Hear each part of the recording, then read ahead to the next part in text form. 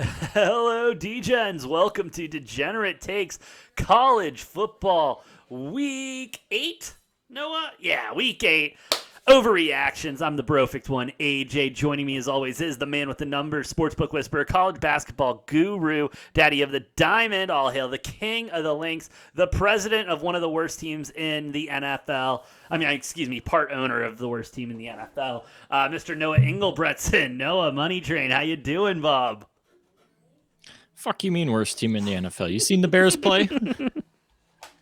Watching him right now in a close one against the Patriots while we're recording this. But Noah, we'll talk NFL in the next episode because, bro, we got a nice slate of college last weekend, and I think this was a very telling week about some of these teams. I think I am confident in the top probably three in the AP 25, and then the rest of it fills in like shit.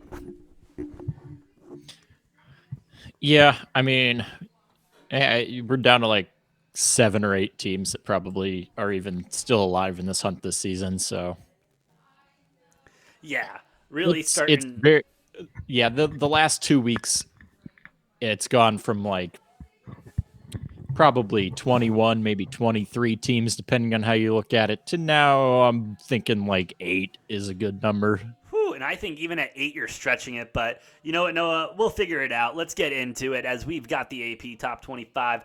Number 1 through 5, you got Georgia, Ohio State, Tennessee, Michigan, and Clemson still sitting there at number 5. Noah, please refresh my memory. Has Clemson moved from number 5 whatsoever? Or have they just chilled at 5 literally all fucking season long? I feel like when I look at these AP polls, I just know Clemson is going to be 5. I think they've been as high as 4 and maybe as low as 7, but they've been in that 4 to 7 range the entire season. They've moved up or down a spot or two depending on the week.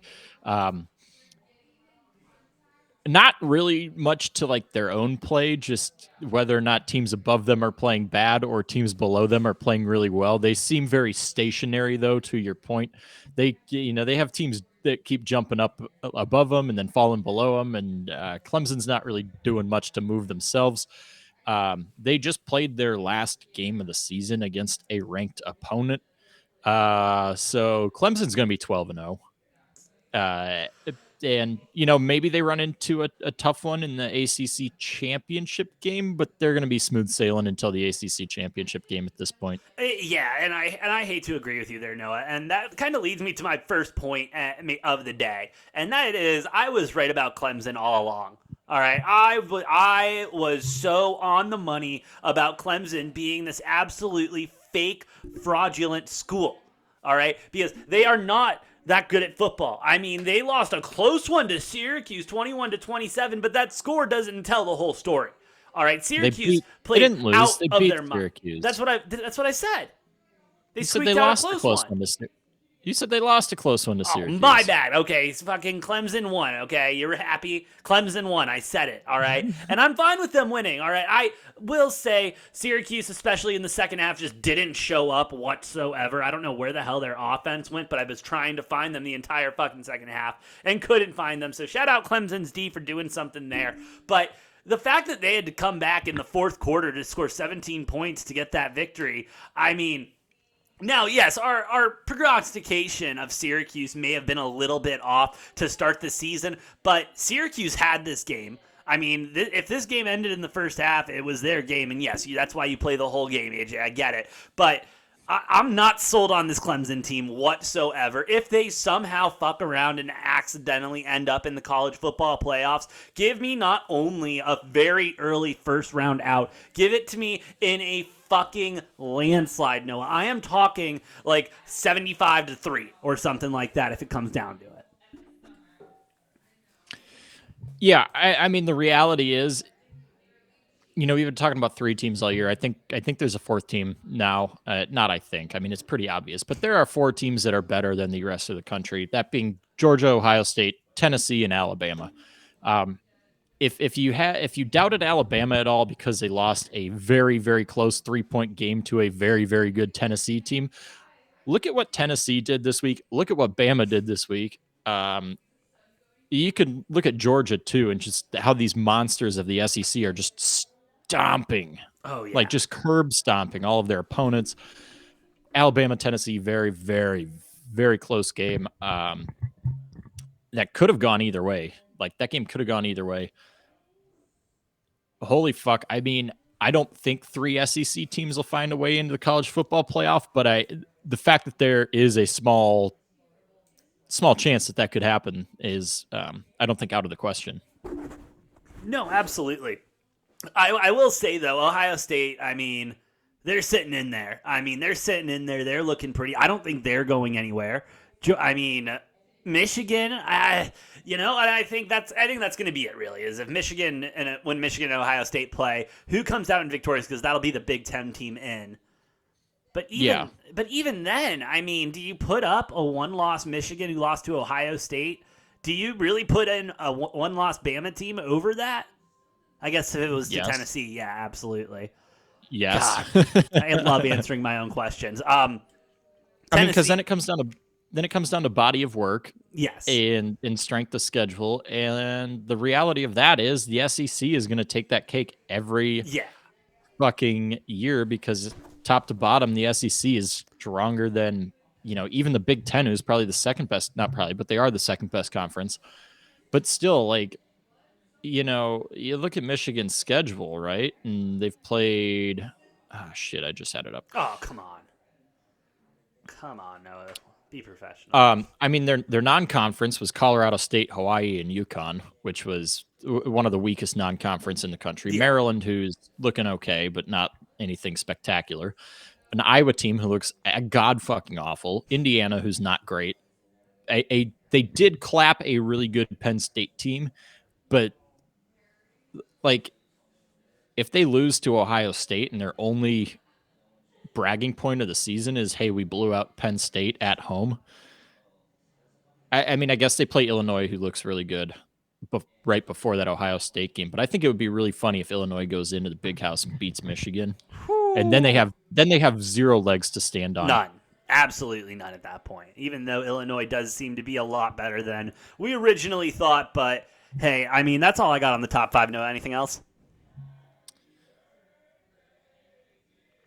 Not really at this point. We'll see as the weeks go on. Each of these teams only with a couple tough games left.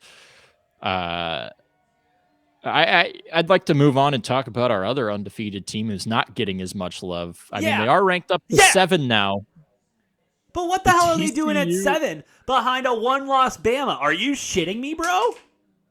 Okay, you have a right to complain how they're behind Clemson. You can't complain about how they're behind a one-loss Bama, whose one loss was a 3-point crushing defeat to Tennessee. Listen, I will say it again because I've said it all season long, Noah. TCU has that dog in them. All right, TCU is that team. TCU covering machines. I fucking love this team. Love this school. Love what they're doing. Go Horns. Give me them horns up. Yeah, they should not be behind Clemson. They should not be behind Clemson whatsoever. What do you mean horns up? They're the horn toads. Horns up. Yeah, that's different. Horns up, I'm thinking you're talking about Texas if you're saying that. No. No, that's horns down.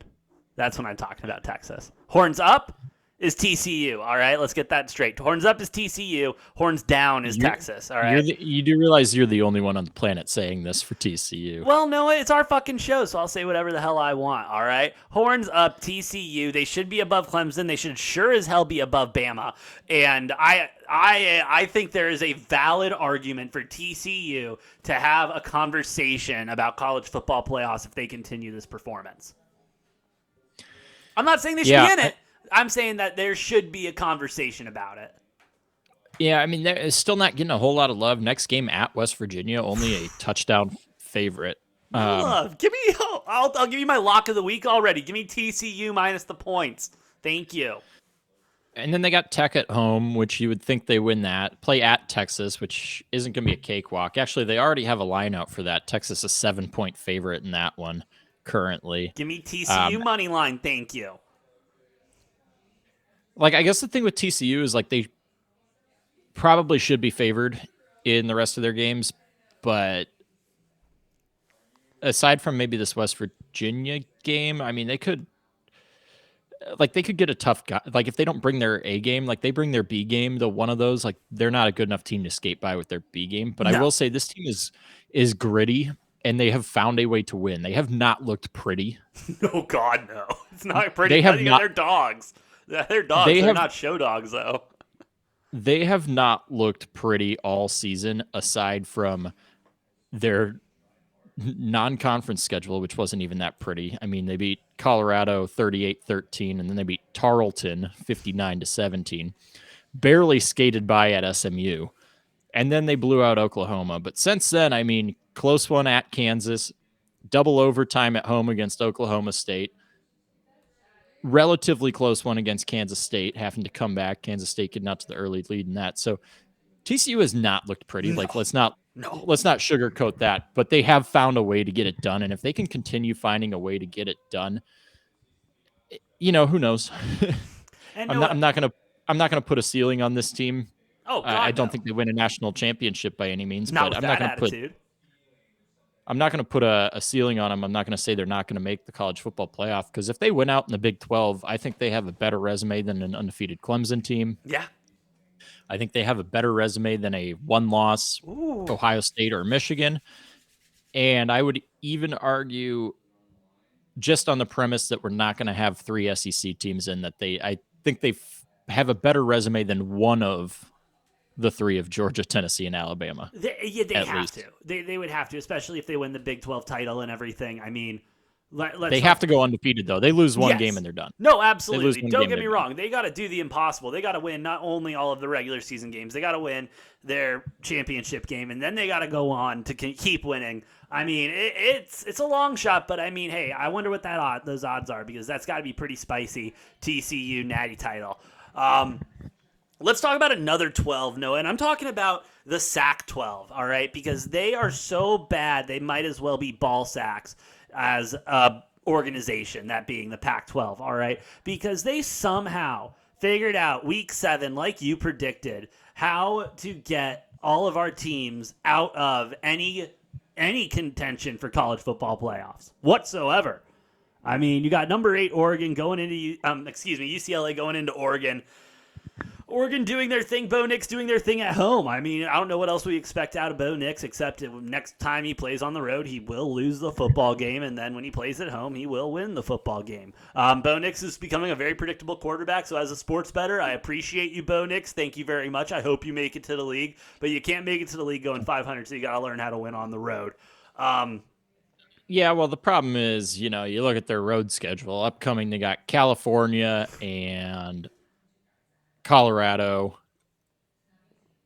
I mean, outside of that, right, so they go on the road. I'll call it a road game, even though it was technically neutral site. They played in Atlanta against Georgia. They lost 49-3. But then there are other road games, right? Like Washington State, which Oregon only won that game by 3 points on the road. But then they played at Arizona, and then they have at Cal, at Colorado. So they're playing really weak teams on the road. Fair enough. Washington at home, they should win that. The Utah-Oregon game will be interesting. I think Utah actually wins that one.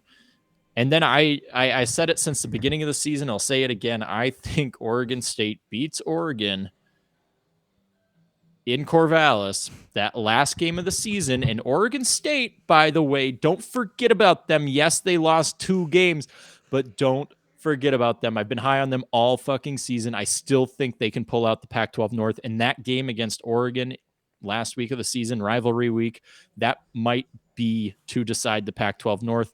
And do not count out the Beavers. I won't count out the Beavers, but USC is winning the Pac-12 title. Like I've said all season, the Trojans are going to do it and get her done as they go to play Arizona this weekend. That should be a fucking barn burner for home. That's our homecoming, Noah.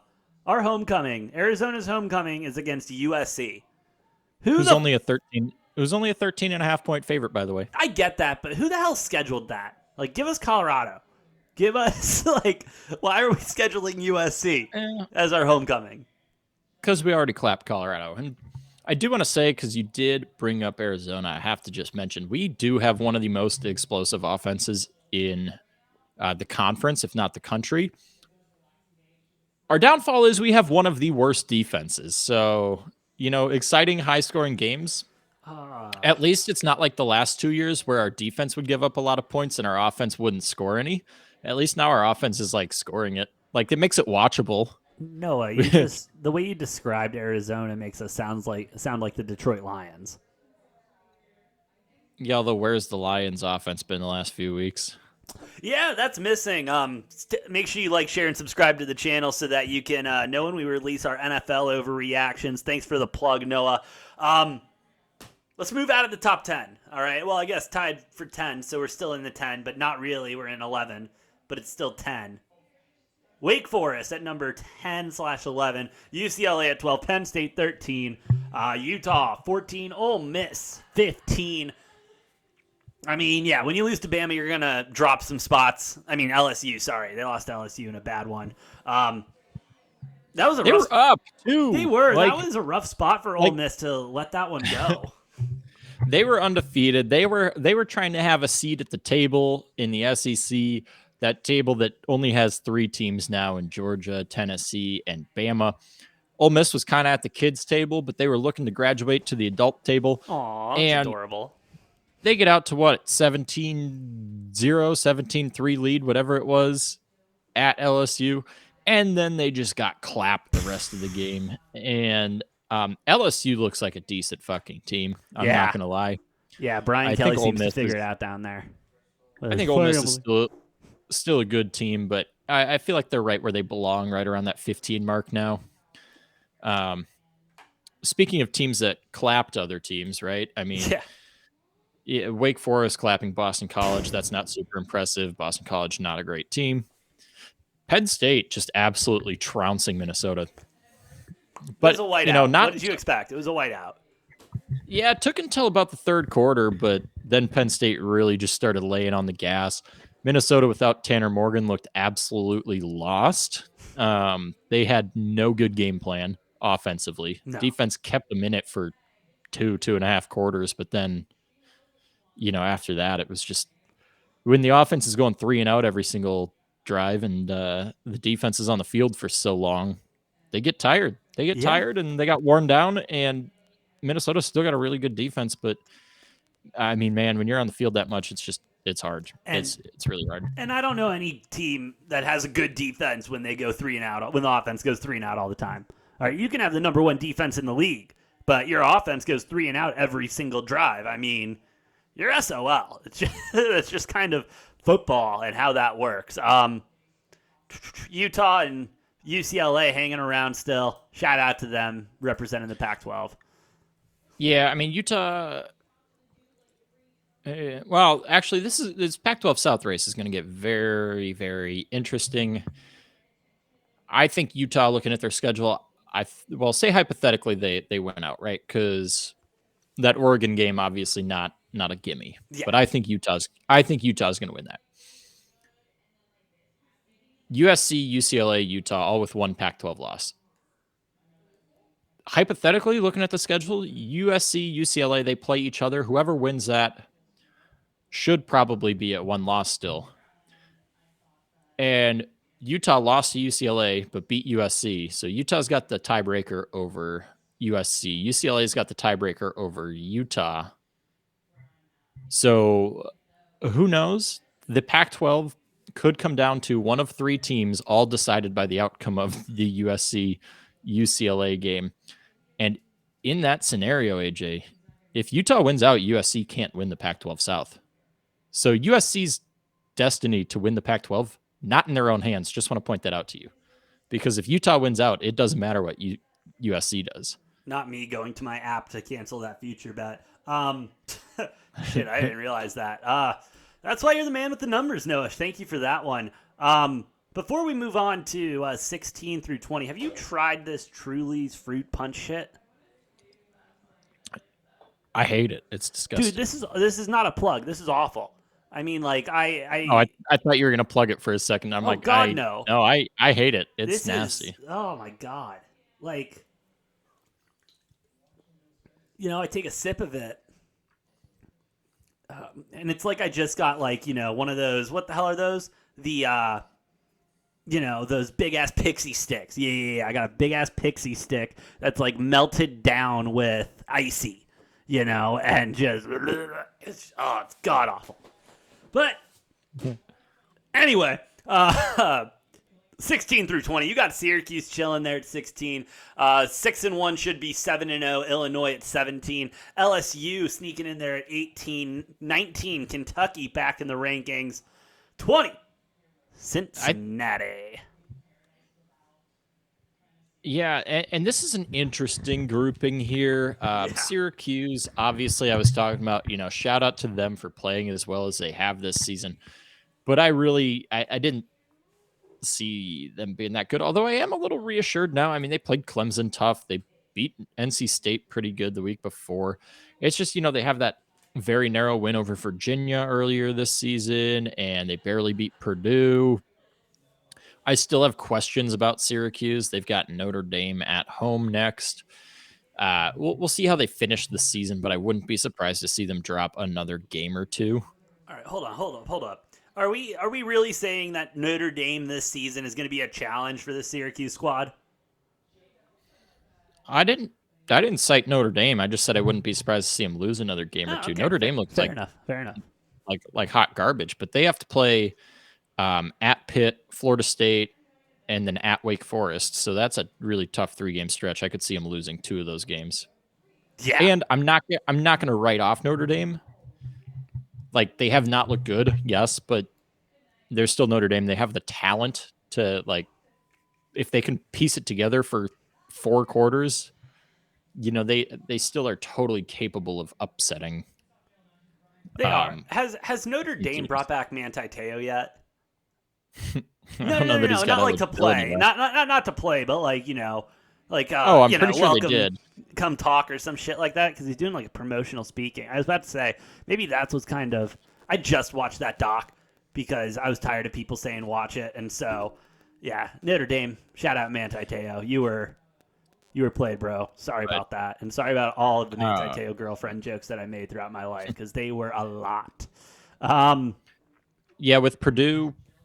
2 losses now, not looking good this past week. Looks like it's going to be a cakewalk for Illinois to Indianapolis for the Big Ten championship. Even if they lose to Michigan, like they're going to beat Nebraska, they're going to beat Michigan State. They probably beat Purdue, but you never know. The spoiler makers, they have not had a true spoiler maker game yet, and they do every season. You thought maybe it was Minnesota, and then you see what Minnesota does the next 2 weeks. They didn't look very good. So that spoiler maker game still out there. Let's check the Purdue schedule just to see the rest of their schedule. Home against Iowa, at Illinois, home against Northwestern, at Indiana. There's only one game on here for the spoiler makers. So keep your eyes on that November 12th game. Illinois, they win their next 2. They're ranked just outside of the top 10. And guess who's coming to town to ruin fucking everything? Fucking Purdue. Fucking Purdue, like they do every year. But yeah, they get through Purdue. Even if they lose to Michigan, then they beat Northwestern the last week of the season. You got a 10-2 Illinois team. That should be 11-1 with their only loss to Michigan. Yeah, Illinois is going to the Big Ten championship, and then they're going to get walloped by either Michigan or Ohio State. Like, that's the narrative, and I'm sticking by it. Illinois is good, but they're good enough to have the privilege to lose by 3 or 4 touchdowns to Ohio State. Isn't it crazy that that's kind of where college football has come to, though? Especially when you get into these huge conferences with these powerhouse teams. It's really like, who is playing at the end of the day? Who is playing to get their ass kicked by the team that's going to be in the college playoffs, It's crazy that college football has kind of devoured into that. But, hey, we'll see. We'll see what fucking happens. It's college football. LSU, deserving of where they are. Yes. Love LSU here. Shout out Brian Kelly. I really thought he was going to get fired probably week 4 or 5, but he really has turned it around. He's in the rankings. The boosters got to be happy. And the family. That's the best interview of all time. I think Kentucky's not getting enough love. Yeah, I'm with you Now, there. I'm with you there. now it's not probably gonna matter No, they're about to get the shit because kicked in. they play at Tennessee and then they have Georgia at home in about a month. Um, So thanks for coming. but I ain't writing this Tennessee Kentucky game off as over before it starts. Like I'm not gonna be that foolish. Ooh, I am. It's over in my book. I already cashed my ticket. I am not that foolish, and I think Kentucky's still got some surprise in them. Obviously, their 2 losses, South Carolina was a bad one, and then losing to Ole Miss. But Kentucky, not a bad team. No. There, that's not a shoe-in win No. for anybody. We'll see. We'll see about that. Yeah, I love that there. Cincinnati at 20, I mean, very appropriate. They, good run last year. Good job last year. That's all I got to say. Um, but moving along, Noah, the bottom of the barrel, 21 through 25. You got North Carolina chilling at 21, K-State at 22, Tulane in there at 23, NC State now at 24, South Carolina, Spencer Rattler getting back into the rankings there at 25. Shout out to NC State for being the treasure that wasn't, It was the buried treasure that the crazy old man at the end of the block talked about, and we looked for it. We found it, but there was just nothing fucking there. And that kind of sums up this NC State team. I told you that much. I know. I'm agreeing with you now. I'm saying where I was wrong. I just compared them to fake treasure, so I don't know what else you want me to do. I was just going to say, I remember way back, God, it feels like forever ago when we picked our Power 5 conference winners. And I was like, you're giving me Clemson at, I don't even remember what they were at. Were but plus they were heavy. They were plus like at least 275, if not 350 or something like that. And I'm like, you're not going to give me that juicy of odds on Clemson. Like, I'm not passing up on that. No. And then you had what? Wake Forest, NC State, and maybe I think North Carolina was the other one. All in the rankings right now. All of them were in the probably plus 800 to 1200 range. Easily. But I was like, yeah, you're giving me plus 300 or better odds on Clemson. That's an easy one. Yeah. And hey, it looks to be fruitful, Noah, so shout out there. South Carolina, I mean, honest to God, I'm shocked to see Spencer Rattler in any rankings that isn't bust of all time. Should be the Beavers. Hey, they got 25 votes, so you can't complain there. Texas out of there with 38. I mean, Arkansas got a vote. Shout out to them. UTSA got a vote. Shout out Roadrunners. Should be the Beavers. Should be the Beavers. Maybe next week. Noah, do you have anything else to say about the AP Top 25 before we sign off for the day? Arizona is going to pull. It's not about the top 25, but Arizona will pull an upset this year. I don't know who it's going to be, and I'm not talking about upset spread-wise. I'm talking about we're gonna shake something up. I don't know what it's going to be, but I believe we play USC and Utah still. Do we play Utah? Did we already get clapped by Utah? I think we got our shit stomped in by Utah. Let me check. But what were you saying? We're gonna catch somebody on an off day. No, we play our next 2 games. Our next 3 games are USC, Utah, and UCLA. Yes. And my hot take, my big prediction is we are going to catch one of those 3 with their pants down. Oh, Lord. And it's probably going to be one of the LA schools because I think playing in Utah is going to be really tough.